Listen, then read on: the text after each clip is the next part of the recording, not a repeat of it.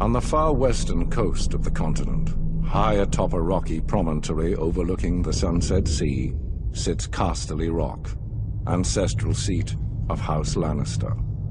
Below it lies Lannisport, one of the great cities of Westeros, a center for trade, culture, and the great Lannister fleet.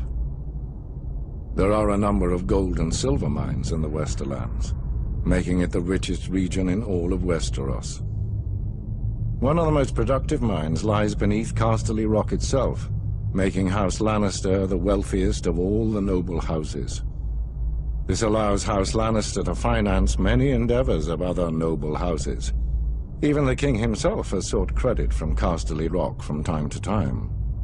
We Lannisters claim our descent from the Andal invaders, and through the female bloodline, Lann the Clever. According to the legend, Lann, using only his wits, won Casterly Rock from the noble House of Casterly during the Age of Heroes. The Lannisters reigned as kings of the Rock for thousands of years, and worked to make it the envy of the rest of the Seven Kingdoms. Our time as kings ended, however, when Aegon Targaryen, otherwise known as Aegon the Conqueror, arrived in Westeros with his army.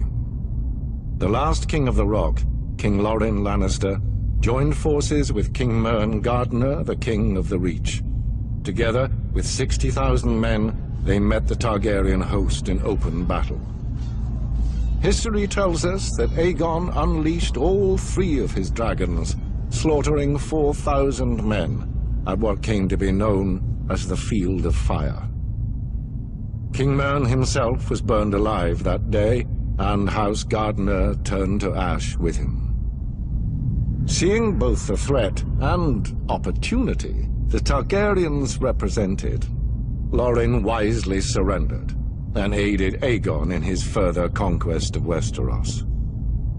The Lannisters were thus appointed Lords Paramount of the Westerlands and Wardens of the West, titles we hold to this day.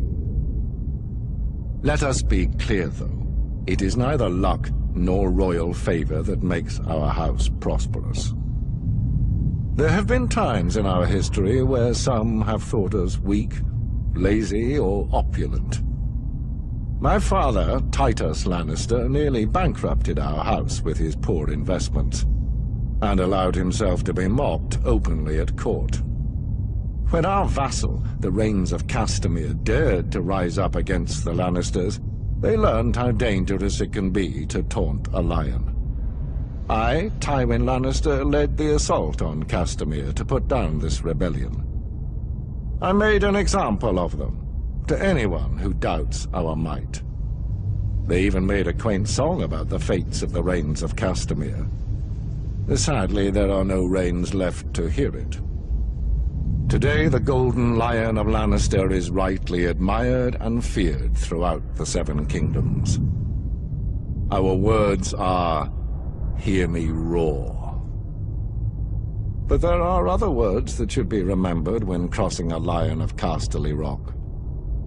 A Lannister always pays his debts.